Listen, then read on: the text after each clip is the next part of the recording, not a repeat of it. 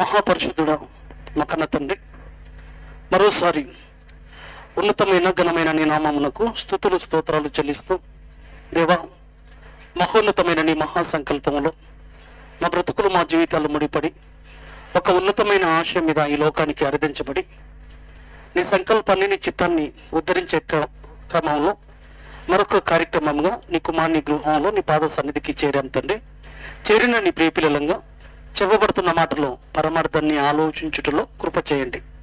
ఇనువారు మాత్రమై ఉండి బ్రతుకులను శిక్ష వైపు మళ్లించుకునేదిగా కాక నీవు కోరుకున్నట్లుగా నీవు ఆశించినట్లుగా బ్రతుకులను ముందుకు నడిపించుకున్నట్లో సహాయం అందించండి. ఈ క్షణంలో నీ పిల్లలతో విలువైన నీ మాటలు మాట్లాడబోచుండగా సమయోచితమైన జ్ఞానము, మరి ముఖ్యంగా ఆత్మ సహాయాన్ని దయచేయమని వేడుతూ సమస్త ఘనత మహిమ ప్రభావం నీకే చెల్లిస్తూ ప్రభువైన యేసుక్రీస్తు పేరిట ఈ ప్రార్థన అడిగి వేడుకుంటున్నాం మా కన్న తండ్రి, ఆమేన్. కూడి వచ్చిన ప్రేమైన దేవుని వారలారా, ప్రభువైన యేసుక్రీస్తు పేరిట వందనములు శుభములు తెలియజేస్తూ మరోసారి మనందరికీ ఆయుష్ ఆరోగ్యాలతో మరొక నూతన ఈ రాత్రికాల సమయంలోనికి మనలందరినీ తండ్రి తన పాదచింతకు నడిపించిన విధానాన్ని బట్టి తండ్రి నా దేవదేవుడికి ప్రభువైన యేసుక్రీస్తు పేరిట కృతజ్ఞతాస్తుతులు తండ్రికి చెల్లిస్తున్నాను. ప్రియులరా, మరోసారి మనందరికీ మరొక అపురూపమైన అవకాశం మళ్ళీ మనకు దక్కడం, మళ్ళీ ఈ యొక్క అవకాశంలోనికి ఈ రూపకంగా తండ్రి సన్నిధికి చేరుకోవడం చాలా ధన్యతకరమైన స్థితిగా భావించాలి. ఈ స్థితి మనం కోరుకుంటున్నాం, మనం ఆలోచిస్తున్నాం, మనం ఆశపడుతున్నాం. మన యొక్క భక్తి, మన జాగ్రత్తలతో ఏదో ఈ అవకాశంలోనికి మనం రాలేదు. ముఖ్యంగా ఈ విషయాన్ని మీరు గమనించాలి. కాబట్టి ప్రియమైన దేవుని వారలారా, అవకాశంలోనికి వచ్చేసిన నేను, ఈ అవకాశంలోనికి తీసుకొచ్చిన నా తండ్రికి నేను ఎలా ఉండాలి, ఎందుకు ఈ అవకాశం నాకు మళ్ళీ ఇచ్చాడు అన్న ఉద్దేశాలు కలిగి ఉండాలి మనం. అలా లేనప్పుడు, అలా ఆలోచించినప్పుడు ప్రియమైన దేవుని వారలారా, ఒక ఆత్మీయ స్థితి, ఒక ఆత్మ ఆలోచనలతో కూడుకున్న ఉద్దేశాలలో నీ బ్రతుకు లేదని చెప్పొచ్చు. మిగతా సమాజం ఆలోచించకపోవచ్చు, కానీ ఒక క్రైస్తవుడిగా ప్రతి క్షణము, ప్రతిరోజు, ప్రతి సమయాన్ని అందుకుంటున్నావు చూసావు, ప్రతి సమయంలోనికి నువ్వు వెళ్ళగలుగుతున్నావు చూసావు. దీని వెనకాల తండ్రి కృప అని భావిస్తూ ఈ యొక్క అవకాశాన్ని నాకెందుకు మళ్ళీ దయచేశాడన్న ఒక ఆలోచన కలిగి, ఆ స్పృహ కలిగి మనం ఉండగలిగినప్పుడు మన బ్రతుకులో ఉన్న లోటు, తండ్రి యొక్క ప్రణాళిక, తండ్రి యొక్క చిత్తం, ఈ విషయాలను ఆలోచించుకుంటూ మన బ్రతుకును చక్కబరుచుకునే క్రమంలోనికి మనం వెళ్ళే అవకాశం ఉంది.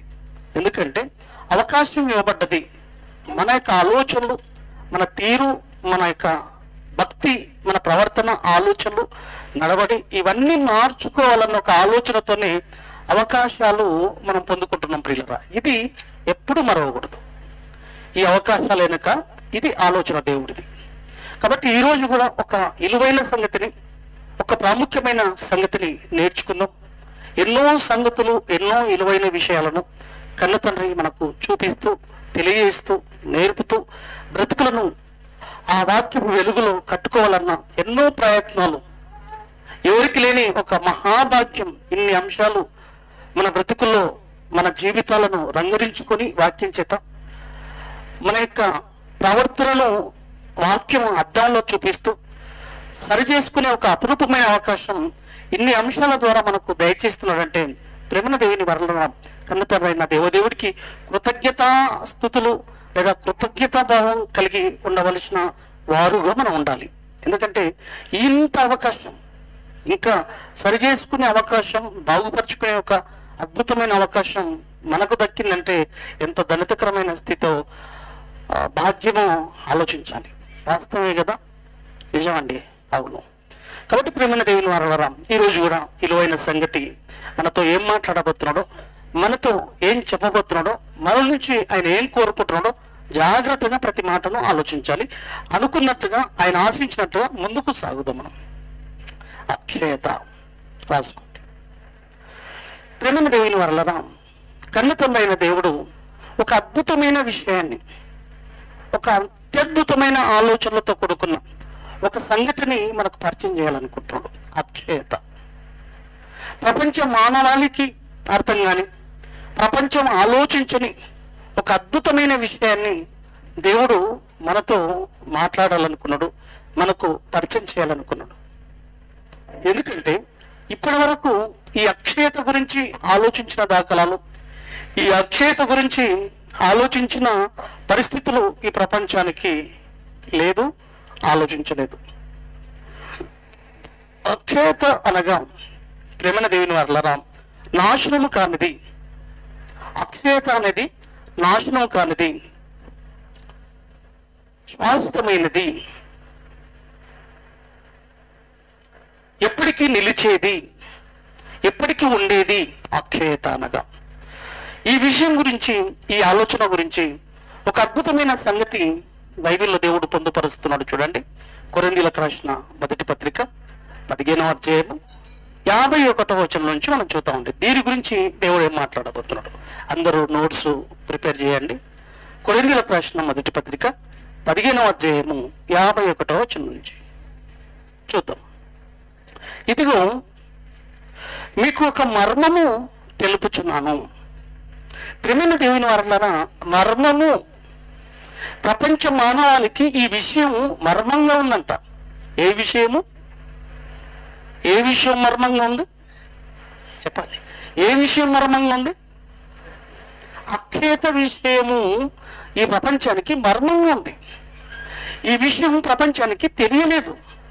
ఈ ప్రపంచం ఈ విషయం గురించి ఆలోచించలేదు. ఇది మర్మముగా ఉందంటున్నాడు దేవుడు. నిజమే ప్రియులారా, శాశ్వతమైన దాని గురించి, శాశ్వతంగా నిలిచే దాని గురించి ఈ ప్రపంచం ఆలోచించలేదు, ఆలోచనలోనికి వెళ్ళిపోలేదు కూడా. అందుకే మర్మము అంటాడు ఇక్కడ దేవుడు. ఇదిగో మీకు ఒక మర్మము తెలుపుచున్నాను. ఆ మర్మం ఏంటంటే, మనమందరము ఉన్నాం చూశారు. మనమందరము దేవుని కోసం బ్రతుకుతున్న వారందరం ఉన్నాం చూశారు. దేవుని కోసం ఆలోచనలతో నిలబడుతున్నాం చూశారు. మనమందరము నిద్రించము గాని ఒక్క నిమిషంలో, ఒక్క రెప్పపాటున కడబూర మ్రోగగానే మనమందరము మార్పు పొందుతాము. ఇది యేసుక్రీస్తు రెండో రాకడలో జరిగే ఒక అద్భుతమైన సంగతిని వివరించిపోతున్నాడండి. క్రీస్తు రెండో రాకడలో మనకంటూ ఇంకా ఆకారంలో మనం నిలిచి ఉంటే, మనమంటూ ఇంకా బ్రతికి ఉంటే, మన గురించి మాట్లాడుతూ మనమందరము నిద్రించము కానీ నిమిషములో ఒక్క రెప్పపాటున కడబూరం మోగగానే నిద్రించిన వారు లేచిన మరుక్షణమే, ఒక్క క్షణములోనే, ఒక్క రెప్పపాటున కడబూరం మోగగానే మనమందరము క్షణాలలో మార్పు చెందిపోతూ ఉంటామండి. మనం ఉన్నట్లుగానే మార్పు చెందిపోతాం. ఇప్పుడు రాకడ వచ్చేసింది అనుకోండి, ఈ ఉన్న క్షణాలలోనే మార్పు చెందబోతుంది. ఈ ఆకారం మార్పు చెందబోతుంది క్రీస్తు రెండో రాకడలో. మనం చనిపోవడం అనేది ఉండదు ఇంకా క్రీస్తు రాకడలో. ఈ శరీరం మట్టిలో కలవలసిన అవసరం లేదు ఇంకా. ఎందుకంటే ఆ క్షణాలలో జరిగే పరిస్థితిని చెప్తున్నాడు. నిద్రించము గాని నిమిషములో ఒక్క రెప్పపాటున కడబూరం రోగగాని మనమందరము మార్పు పొందుదాము. 52వ వచనంలో ఏమంటాడు చూడండి. ఇప్పుడు మార్పు పొందుదాము అని చెప్తూ దూరం రోగులు, అప్పుడు మృతులు అక్షయులుగా లేపబడతారు. మనకన్నా ముందు చనిపోయిన వాళ్ళు ఉంటారు చూశారు ప్రియులారా. మనకంటూ ముందుగా దేవుడి కోసం బ్రతికిన వాళ్ళు ఉంటారు చూశారు. ఆ కడబూరం రోగగానే వాళ్ళు ఏమైతారంట, మృతులు అక్షయులుగా లేపబడతారు. క్షణాలలో జరిగిపోతుంటుందండి ఈ ప్రాసెస్ అనేది. ఆ మృతులు అక్షయులుగా లేపబడతారు, మనము మార్పు పొందుదుము. ఇప్పుడు చూడండి, ఇంకా విలువైన సంగతులు చూడండి. ఈ నుంచి ఇంకా క్షయమైన ఈ శరీరము, ఇది ఎందుకు చూచారు? ఇది క్షయమైనది. క్షయమైనది అనగా నశించిపోయేది. క్షయమైనది అనగా నశించిపోయేది. ఈ క్షయమైన ఈ శరీరము అక్షేతను ధరించుకొనవలసి ఉన్నది. ఇదండి అద్భుతమైన సంగతి. ఈ క్షయమైనది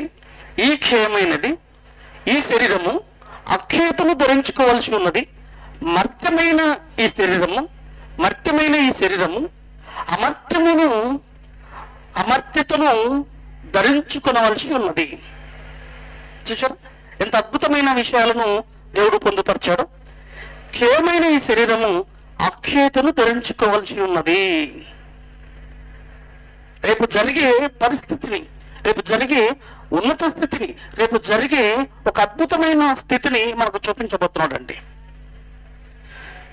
క్షయమైన ఈ శరీరం ఇది క్షయమైనది అంటున్నాడు అండి దేవుడు.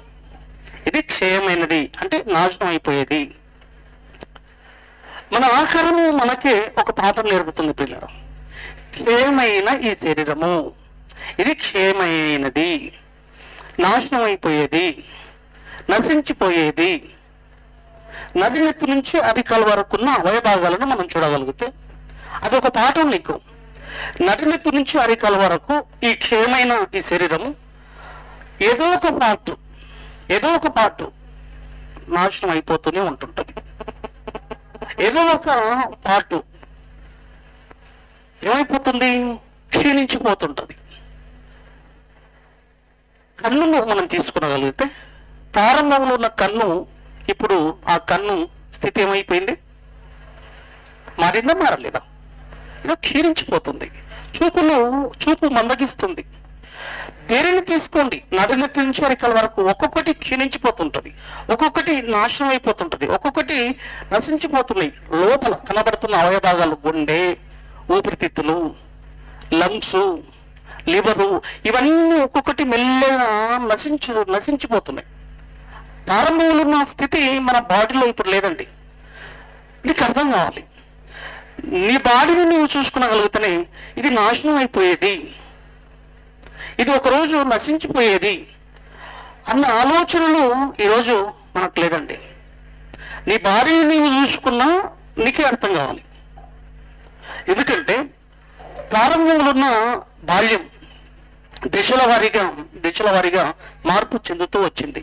బాల్యం, ఆ తర్వాత టీనేజీ, నెక్స్ట్ టీనేజీ నుంచి యవనం నుంచి మధ్యస్థ నుంచి వృద్ధాప్యం, ఇలా మార్పులు కొనసాగాయి. చూడండి, స్థితి మారిపోయింది.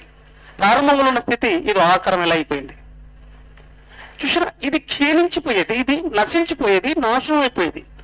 అయినా ప్రపంచం దీనికోసమే ఆలోచిస్తుంది ప్రియులారా. ప్రపంచం దీనికోసమే ఆలోచన కలిగి ఉంది. దీనికోసమే మనిషి ఉరుకులు పరుగులు తీస్తున్నాడు. నశించిపోయే ఆకారం గురించి, నశించిపోయే ఈ శరీరం గురించి, నశించిపోయే ఈ ఆలోచనలో మనిషి మునిగిపోయాడే తప్ప అక్షయమైన దాని గురించిన ఆలోచన, అవగాహన ఈ ప్రపంచానికి లేదు. ఇది అక్షయతను ధరించుకోవాల్సి ఉన్నది. ఈ క్షయమైనది అక్షయతను ధరించుకోవాల్సి ఉంది. ఎలా అక్షయతను ధరించుకోవాల్సి ఉన్నది, ఎప్పుడు అక్షయతను ధరించుకోవాల్సి ఉన్నది, ఎలా అక్షయతను ధరించుకుంటది అనేది మీరు ప్రశ్నించుకోగలిగితే, ఎలా అక్షయతను ధరించుకుంటుంది తెలుసా? ఈ శరీరం దేవుని కోసం, దేవుని ఆలోచనలతో, దేవుని యొక్క ఉద్దేశానుసారంగా దీనిని నడిపించుకోగలిగితే, దీనిని ముందుకు నడిపించుకోగలిగితే, దేవుని ఆలోచనలతో ముందుకు కొనసాగించుకోగలిగితే అక్షయతను ధరించుకునే ఒక అపురూపమైన అవకాశం మానవ జీవితానికి దేవుడు ఒక అద్భుతమైన అవకాశాన్ని ఇచ్చాడు. ఎలా అక్షయతను ధరించుకుంటామంటే దేవుని వాక్యం ద్వారా, దేవుని మాటల అనుసారంగా, దేవుని ఉద్దేశానుసారంగా ఈ బ్రతుకును ముందుకు నడిపించుకోగలిగితే క్షయమైనది అక్షయతను ధరించుకునే ఒక అపురూపమైన అవకాశం ఉంది. ఇది మీరు ఆలోచించాలి. చూడండి ఎంత చక్కగా ఉన్నాయి మాటలు. క్షయమైన ఈ శరీరము అక్షయతను ధరించుకోవాల్సి ఉన్నది. మర్త్యమైనది ఈ శరీరం, మర్త్యమైనది అంటే నాశనం అయిపోయేది, మరణించేది, మరణం కలిగి ఉన్నది. మర్త్యమైన ఈ శరీరము అమర్త్యతను అంటే మరణం లేని ఆకారంలోనికి ఈ శరీరం అమర్త్యతను ధరించుకోవాల్సి ఉన్నది. చూసారు ఎంత అద్భుతమైన విషయాలను దేవుడు మానవ సమాజానికి తెలియజేస్తున్నాడు. చూడండి, ఇప్పటి వరకు ఈ విషయం ప్రపంచానికి మర్మంగానే ఉందండి. ఇప్పటి వరకు ఈ సమాజం ఆలోచించుకోలేకపోతుందండి. ఎవరికి తెలుసు ప్రేమైన దేవుని వర్లారా? ఎవరికి అర్థమైంది ప్రేమైన దేవుని వర్లారా? ఈ శరీరము అక్షయతను ధరించుకోబోతుంది. ఈ మర్తమైన ఈ దేహం అమర్త్యతలోనికి వెళ్ళబోతుందని ఈ ప్రపంచానికి మర్మంగా లేదంటారా? ఎవరు ఆలోచిస్తున్నారు? అక్షయత ఎక్కడ దొరుకుతుంది? అక్షయత ఎక్కడ దొరుకుతుంది? ఒక వస్తువా? ఒక మార్కెట్లో కొనుక్కునేదా? ఒక పదార్థమా ఇది? లేదు. ఇది అద్భుతమైన అవకాశం. దేవుని ఆలోచనలతో కూడుకున్నది ఇది. నీ బ్రతుకు, నీ జీవితాన్ని దేవుడి కోసం ఉపయోగించుకోగలిగితే, దేవుడి కోసం నడిపించుకోగలిగితే, ఈ క్షేతను దేవుని కోసం ఉపయోగించుకోగలిగితే, ఈ ఆకారాన్ని అక్షేతను ధరించుకునే ఒక అపురూపమైన అవకాశం దేవుడి వాక్యంలో ఈ అద్భుతమైన అవకాశాన్ని దేవుడు ఏర్పాటు చేయడం జరిగింది. ప్రేమైన దేవుని వలన మన బ్రతుకుల్లో, మన జీవితంలో అక్షేతను సంపాదించుకునే ప్రయత్నంలోనే మన బ్రతుకులను ముందుకు నడిపించుకునే ఆలోచనలతోనే ముందుకు సాగాలి. దీనిని ఎలా ఆ స్థితిలోనికి నడిపించుకోవాలి? ఇది ఎలా ఆ స్థితిలోనికి చేరుకోవాలి? ఆ స్థితిలోనికి చేరుకునే స్థితికి నేను ఎలా బ్రతుకుతే ఇది అక్షేతను ధరించుకుంటుంది అన్న ఆలోచనలోనికి మనం ముందుకు సాగాలి. అటువంటి ఆలోచనలతో సాగగలిగితేనే అక్షేత ధరించుకుంటుంది ప్రియులారా ఈ శరీరం అనేది. ఆలోచించండి. ఇంకొక అద్భుతమైన విషయం, ఇంకా అక్షేత గురించి ఇంకేం మాట్లాడబోతున్నాడో ఇంకొక దగ్గర మనం చూద్దాం. ఇది ఈ ఆకారం గురించి మనం ఆలోచించాం. ఈ ఆకారము అక్షేతలోనికి వెళ్ళబోతుందని తెలుసుకున్నాం. ఈ అక్షేత ఎక్కడ దొరుకుతుందంటే దేవుని వాక్యము, దేవుని ఆలోచనలను మన బ్రతుకులో వంట పట్టించుకొని ఆ వాక్యపు ఆలోచనలతో మన బ్రతుకును ముందుకు నడిపించుకోగలిగితే అక్షేతలోనికి వెళ్ళబోతుంది అనేది తేలింది.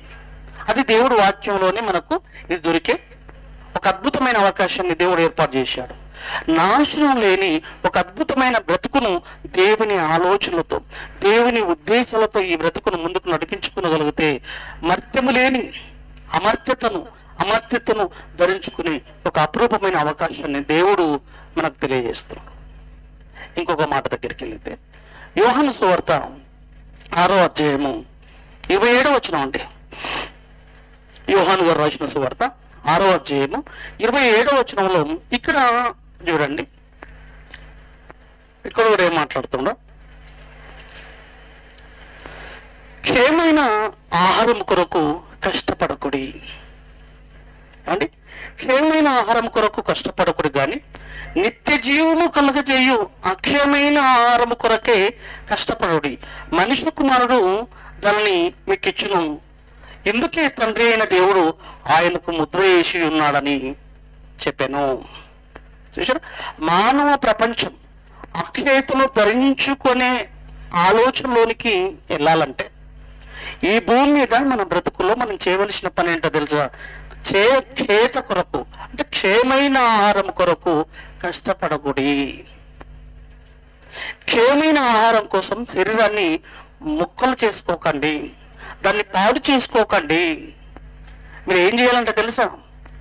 నిత్య జీవము కలుగజేయు అక్షయమైన ఆహారం కొరకు, నిత్య జీవాన్ని ఇచ్చేది, నిత్య జీవాన్ని పొందించేది, నిత్య జీవంలోనికి తీసుకుపోయే అక్షయమైన ఆహారం కొరకు కష్టపడుడి అంటున్నాడండి దేవుడు. కానీ ఈరోజు ప్రపంచం అంతా దేనికి పాకులాడుతుంది? ఈరోజు మానవ సమాజం అంతా, మానవ ప్రపంచం అంతా క్షేమైన ఆహారం కొరకు కోటి విద్యలను మనిషి సృష్టించుకున్నాడు. భూమి మీద ఉన్న జానడు పట్టు కోసం ప్రయత్నాలు కొనసాగిస్తున్నాడు. ఎంతవరకు భూమి మీద ఉన్న కోటి విద్యలు అయ్యా అని మనం ఆలోచిస్తే క్షేమైన శరీరం కోసం, నాశనం అయిపోయే ఆకారం కోసం అది చావు వరకు వచ్చి ఆగిపోయేవి. అవి చావు వరకు వచ్చి ఆగిపోయే కార్యక్రమాలు, అవి నాశనం అయిపోయే కార్యక్రమాలు. నీతో వచ్చేవి కావు, నీతో ఉండేవి కావు, నిన్ను మహోన్నతమైన లోకానికి నడిపించేవి కావు. క్షేమైన ఆలోచనలు, క్షేమైన ఆహారం కొరకు కష్టపడుతున్నాడు మనిషి. కోటి విద్యలు కూటి కోసం అని ఏవైతే నినాదంతో మొదలు పెట్టుకున్నాడో, ఈ కోటి విద్యలు ఏంటంటే నాశనం అయిపోయేటువంటి ఇవి నిన్ను నిత్యత్వంలోనికి తీసుకుపోయేవి కావు, ఇవి నిన్ను నిత్యత్వంలోనికి నడిపించేవి కావు అంటున్నాడు. ప్రపంచ ప్రజలంతా అదే పనిలో ఉన్నారు కదండి. ఏ మనిషికి తెలుసు ప్రేమైన దేవుని వారలారా, అక్షయమైన ఆలోచనలతో బ్రతుకును కట్టుకోవాలి, అక్షయమైన ఆహారం కోసం కష్టపడాలి, అక్షయమైన ఆ లోకం కోసం, ఆ మహోన్నతమైన లోకం కోసం, అక్షయమైన ఆహారం కోసం కష్టపడితేనే ఈ యొక్క బ్రతుకును నిత్యత్వంలోనికి నడిపించుకునే ఒక అపురూపమైన అవకాశం కలిగి ఉన్నాం. కానీ ఉపయోగించుకోవట్లేదని మనిషి ఆలోచించట్లేదు. ఏ మనిషికి ఉంది ఈరోజు ఆలోచన? చూడండి 31వ వచనంలో, మత్తయి సువార్త 6:31 వచనంలో, ఇది పెట్టుకోండి, మళ్ళీ వస్తాయి ఇక్కడ. 6:31 మత్తయి సువార్త 6:31 వచనంలో ప్రపంచం అంతా ఎలా ఉందో చూడండి. 6:31 మత్తయి సువార్త 6వ అధ్యాయం 31వ వచనం. కాబట్టి ఏమి తిందుమో, ఏమి త్రాగుదుమో, ఏమి ధరించుకుందామని చింత ప్రపంచానికి.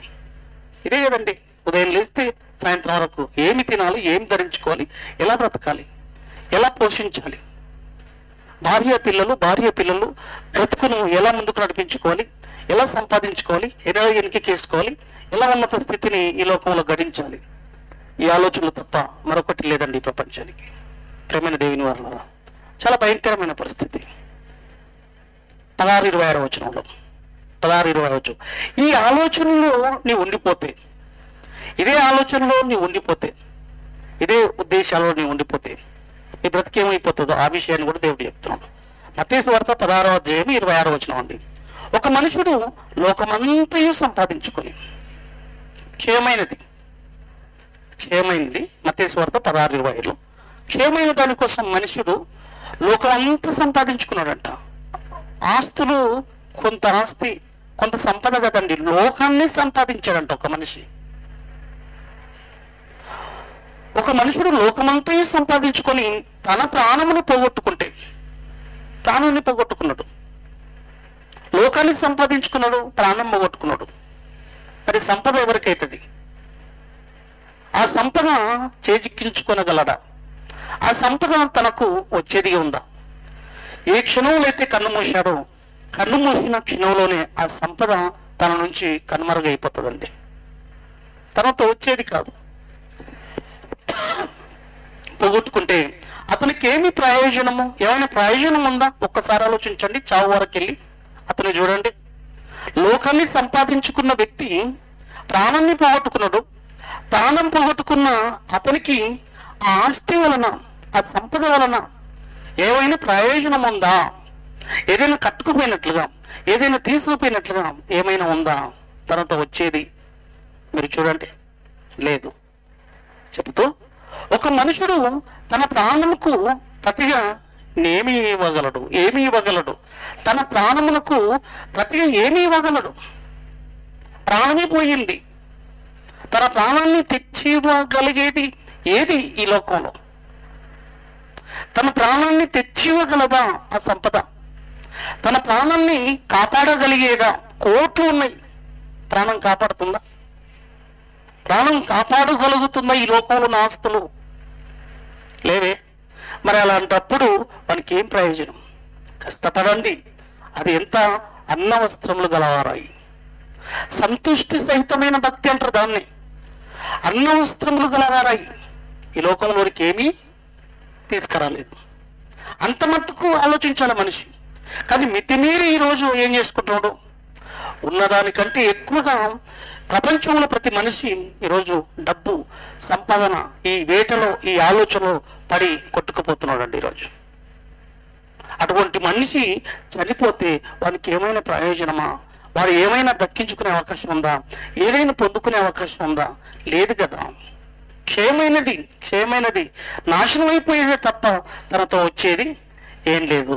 అదే అంటాడు, క్షేమైన ఆహారం కొరకు కష్టపడకూడి, అది నీతో వచ్చేది కాదు, నిన్ను ఉన్నత లోకాలకు తీసుకుపోయేది కాదు.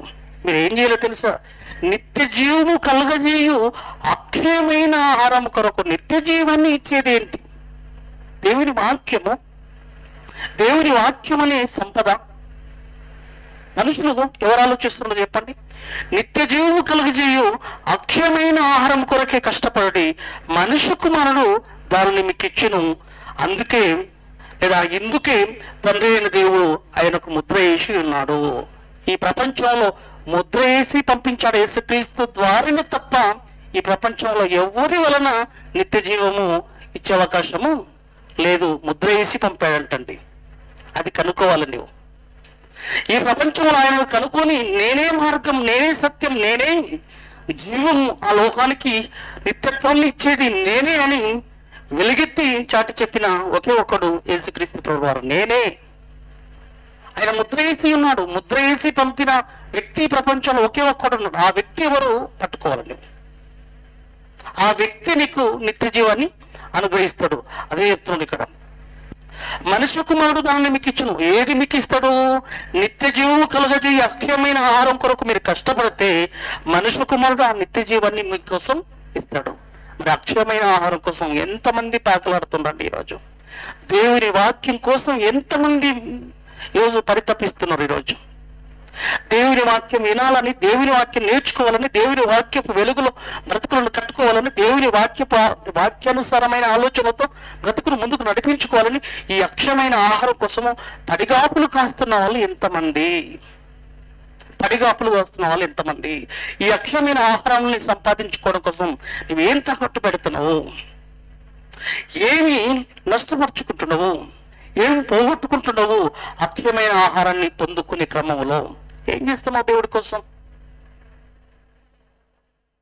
ఈ లోకంలో నాశనం అయిపోయే పదార్థాలను శరీరానికి పుచ్చుకుంటున్నావు, ఇంకా పాడు చేసేసుకుంటున్నావు. ఉన్న ఆకారాన్ని కాసింత ఆరోగ్యాన్ని కూడా పాడు చేసేసుకుంటున్నావు.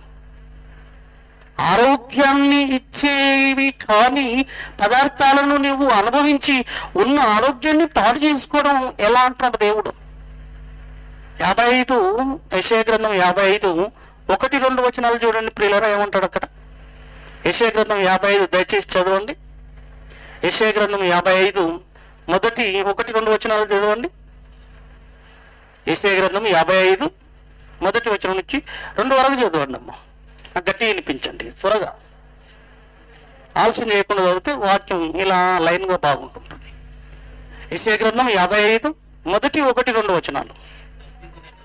దప్పిగా నేను వారలారా నీళ్ళ యుద్ధకు రండి. స్పష్టంగా చదవాలి. నీళ్ళ యుద్ధకు రండి అంటే వాక్యం దగ్గరికి రండి. రూకలు లేని వారలారా మీరు వచ్చి కొని భోజనం చేయడి రండి.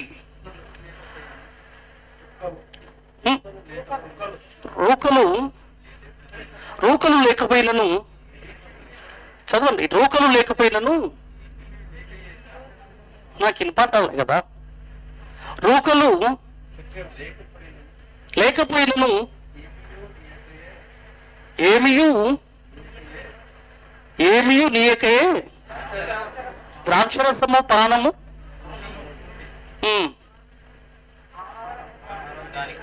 ఆహారము కాని దాని కొరకు, అది అర్థమట. ఆహారము కాని దాని కొరకు మీరెలా రూకలిచ్చి ఆ కాసింత ఆరోగ్యాన్ని పాడు చేసుకుంటారు అంటున్నాడు అక్కడ. చూసారా, నేను ఇక్కడ వాక్యం పెట్టుకున్నందుకు ఎంత ఇబ్బంది చూడండి, చదవలేకపోతుండ్రు. కరెక్ట్ అండి. అందుకే ఈ గోల ఇది పెట్టుకోవడం. నేను అలా స్పీడ్గా అందించాలి స్పష్టంగా. చూసారా, ఆ కాసింత ఆరోగ్యాన్ని కూడా ఏం చేస్తున్నాడు ఈరోజు మనిషి? పోగొట్టుకుంటున్నాడు. వాక్యం దగ్గరికి వచ్చేటోళ్ళు ఎవరమ్మా అసలు? ఇది అక్షయమైన ఆహారం. దీన్ని భుజించగలిగితే ఎప్పటికీ మరణం మనిషికి ఉండదండి. ఒక అద్భుతమైన లోకాన్ని, నిత్యత్వాన్ని దేవుడు ప్రసాదించబోతున్నాడు ప్రియులారా మనకు. అటువంటి వాక్యం కోసం పడిగాపులుగా రాయాలి. అటువంటి వాక్యం కోసం పరిగెత్తుకుంటూ దేవుని వాక్యం దగ్గర వాలిపోవాలి. ఆ వాక్యాన్ని దీవారాత్రులు ధ్యానించగలగాలి. ఆ వాక్యం కోసం నీ బ్రతుకును పణంగా పెట్టగలగాలి. ఒక ధనవంతుడితో యేసుక్రీస్తు ప్రభువారు మాట్లాడాడు. నాయన, మహోన్నతమైన లోకంలో డబ్బులు సంపాదించుకో, మస్తుని పెట్టుకో అన్నప్పుడు ఆ విషయాన్ని నెక్స్ట్ రెఫరెన్స్ లో చూపిస్తాను. ఎంతోమందికి యేసుక్రీస్తు ప్రభువారు చూపించాడండి. ఒక సందర్భం దగ్గరికి వెళ్దాం, ఇంకొక సందర్భం దగ్గరికి.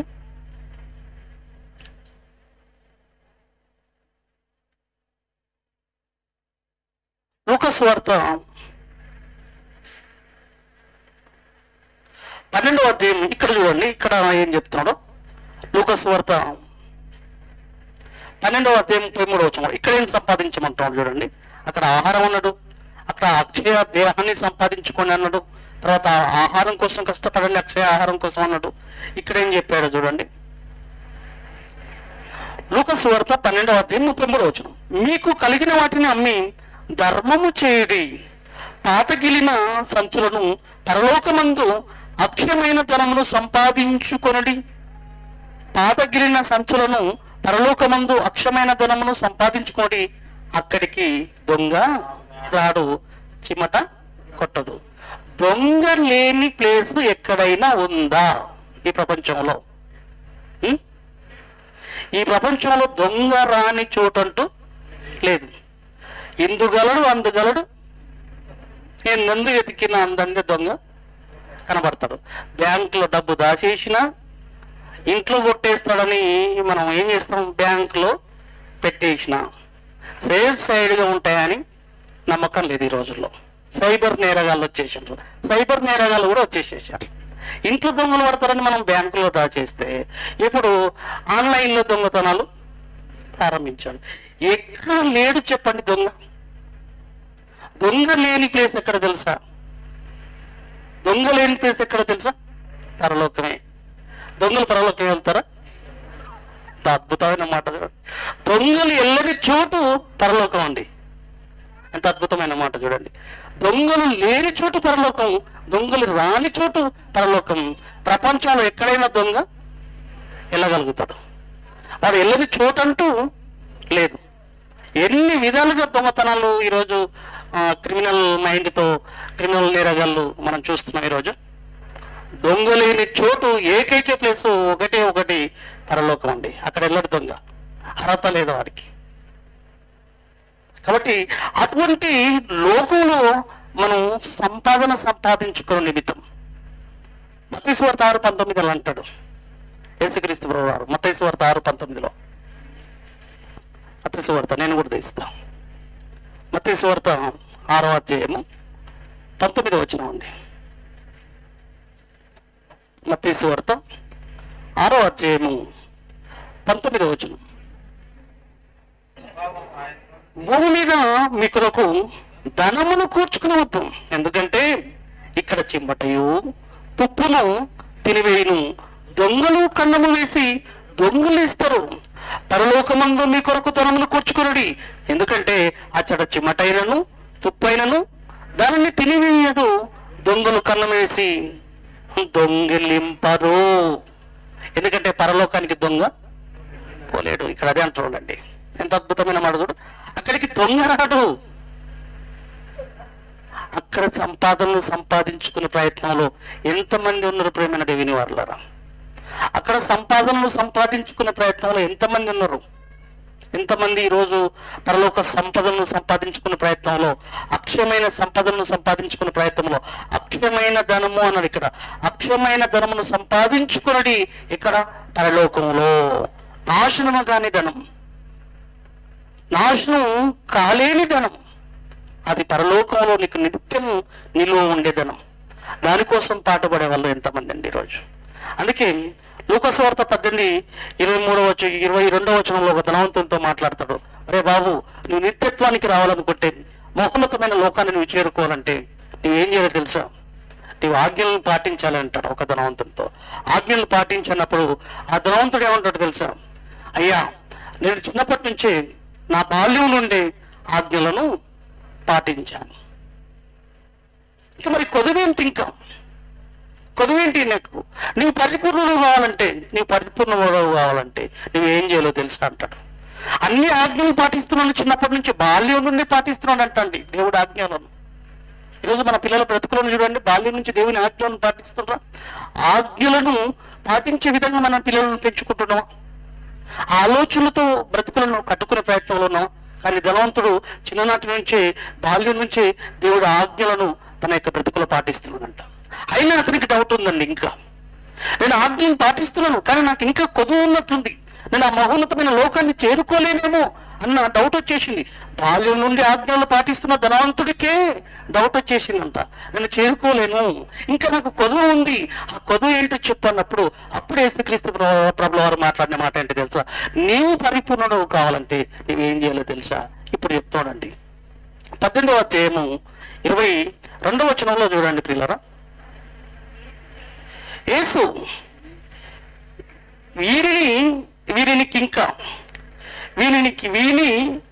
నీకింకా అంటాడు కానండి. యేసు నీకింకా ఒకటి కొదువుగానున్నది. ఆ ఏది కొదువుగా ఉన్నదంటే, నీకు కలిగినవన్నీ అమ్మి బీదలకిమ్ము, అప్పుడు పరలోకమందు నీకు ధనము కలుగును.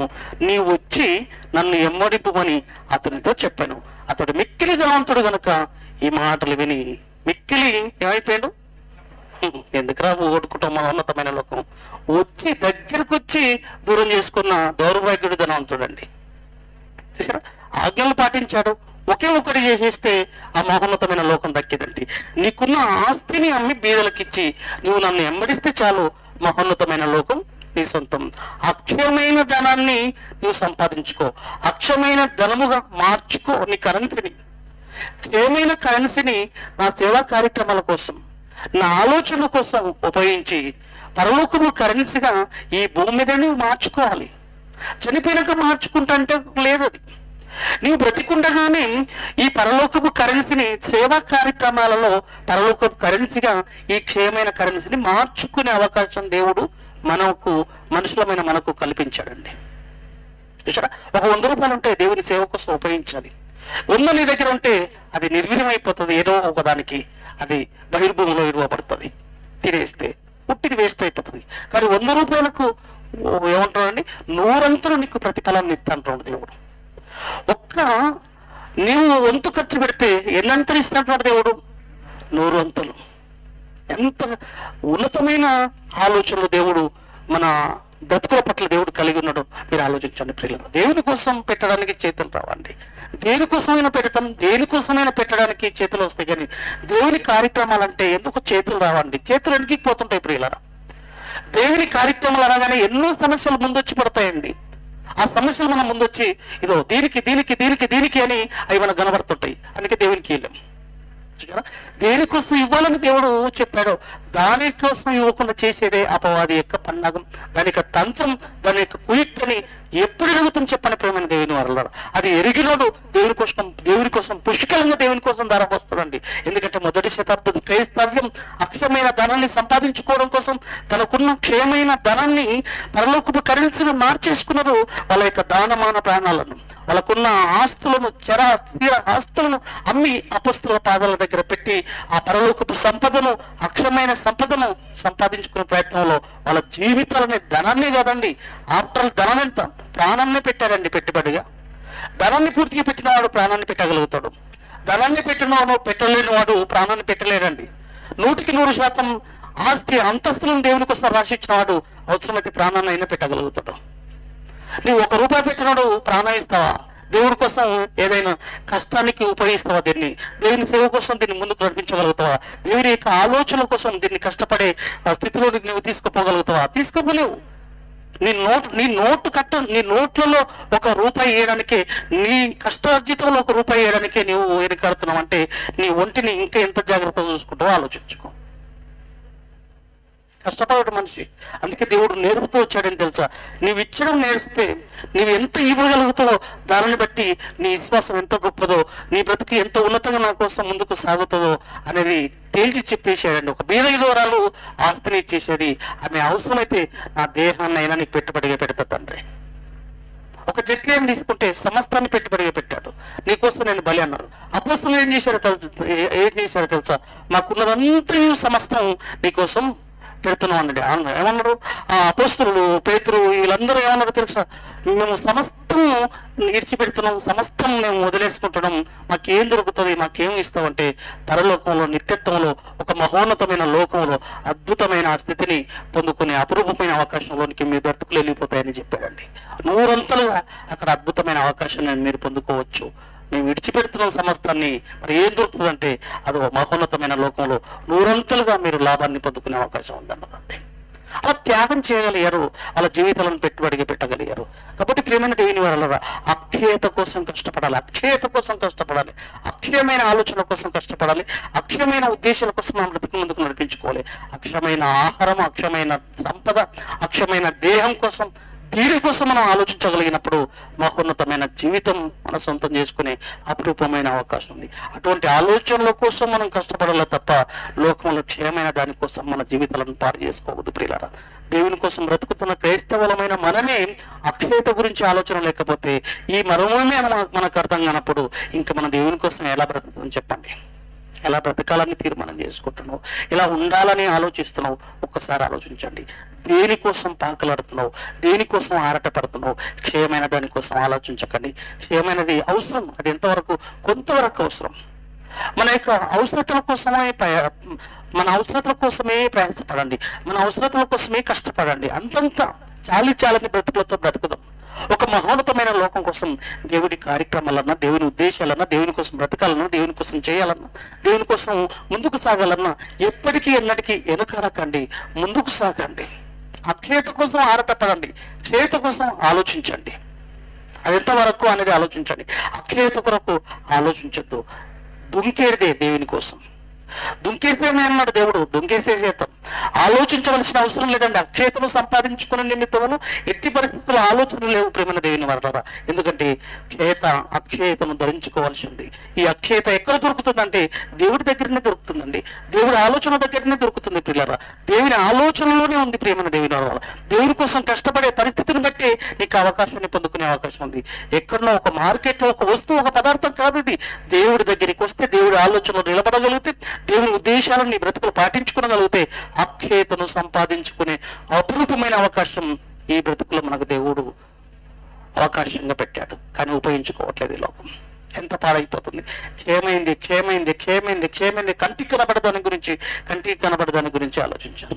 కానీ మొదటి శతాబ్దంలో ఉన్న క్రైస్తవాన్ని మనం చూడగలిగితే తిమోతికి రాసిన పత్రిక 5వ అధ్యాయము చూడండి ప్రియులారా. లాస్ట్ మాట, తిమోతికి రాసిన మొదటి పత్రిక 6వ అధ్యాయము 18వ వచనం అండి. 18వ వచనం. వాళ్ళు ఎలా కష్టపడ్డారు. 6:18 తిమోతికి రాసిన మొదటి పత్రిక 6:18. వారు వాస్తవమైన జీవమును సంపాదించుకున్న నిమిత్తము రాబో కాలములకు మంచి పునాది. రాబోయేది కాలం, ఇది కాదండి భవిష్యత్తు. వచ్చేది భవిష్యత్తు, దీని తర్వాత వచ్చేది భవిష్యత్తు. ఈ బ్రతుకు తర్వాత వస్తుంది చూశారు, అది భవిష్యత్తు అండి. ఇది భవిష్యత్తు కాదు ప్రియులారా. భవిష్యత్తు ఇది అనుకుంటుంటారు చాలా మంది, దీనికోసం ఆలోచిస్తుంటారు. వారు వాస్తవమైన జీవం, ఇది వాస్తవం కాదు. ఈ బ్రతుకులో బ్రతికేది వాస్తవం కాదు, రేపు వచ్చేది వాస్తవమైనది. వారు వాస్తవమైన జీవమును సంపాదించుకునే నిమిత్తము రాబోతుంది కాలం. ఆ కాలానికి మంచి పునాది తమ కొరకు వేసుకునొచ్చు, మేలు చేయొచ్చు. సత్క్రియలు అను ధనము, సత్క్రియలు అక్షయమైన సంపద. సత్క్రియలను ధనమును గలవారును, ఔదార్యము గలవారును తమ ధనములో ఇతరులకు పాలిచ్చేవారునై ఉండవాలని వారికి ఆజ్ఞాపించుకున్నారు ఆ రోజుల్లో. అదండి భవిష్యత్తు కష్టపడడం అంటే. అలా కష్టపడండి ప్రియులారా. మహోన్నతమైన లోకం మీ సొంతం. ఎప్పుడు మరణం అనేది మనకు ప్రియులారా పొంచుకుందో మనకు తెలియదు. ఏ క్షణంలో అయినా మృత్యు ఒడిలోనికి వెళ్ళొచ్చు. ఎంత బాధాకరమైన విషయం తెలుసా. మన సహోదరుడు మరి పెద్దమందడి గురుమూర్తి వాళ్ళ తండ్రిగా మనం ప్రార్థనలో పెట్టామండి. విజ్ఞాపనలో బాప్తిజం లోనికి రావాలి, రక్షణలోనికి రావాలని ప్రార్థనలు పెట్టాం. మా నాన్నగారు రక్షణలోనికి రావాలని ఆయన కోరాడు. కానీ అనుకోకుండా లేఖనాల రోజే తండ్రి గారు మరణించాడు.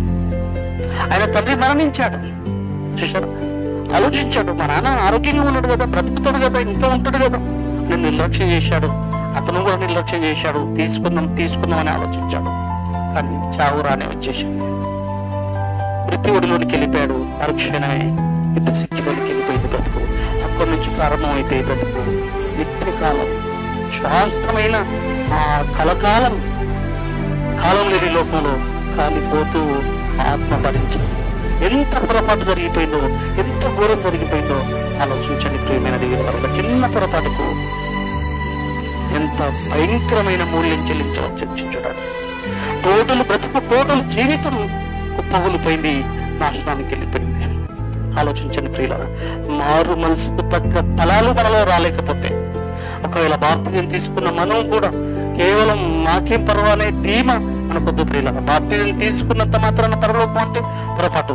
దేవుడి ఆలోచనలతో ఉన్నతంగా బ్రతుకుతున్నామా? మారు మనసుకు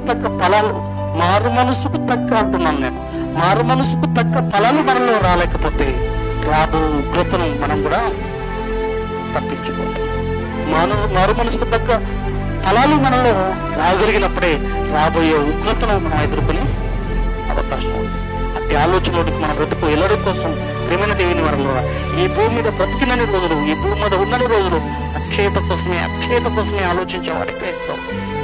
అక్షయత కోసం 24 గంటలు కష్టపడేవాడే క్రైస్తవుడు. అక్షయత గురించి ప్రతిదీ అక్షయతనే తేవాలి. ప్రతి విషయంలో అక్షయతను కోరాలి, ప్రతి విషయంలో అక్షయతను ఎతకాలి. అక్షయమైన దానికోసం అంతంత బ్రతకండి. అక్షయత కోసం జీవితకాలం అంతా పెట్టుబడిగా పెట్టండి. అక్షయతను ధరించుకునే స్థితిలోనికి బ్రతుకుని ముందుకు నడిపించుకునే ప్రయత్నంలో అందరూ ఉండాలని మనస్ఫూర్తిగా కోరుకుంటూ తల్లు ఉంచండి. చిన్న ప్రార్థనతో సెలవు.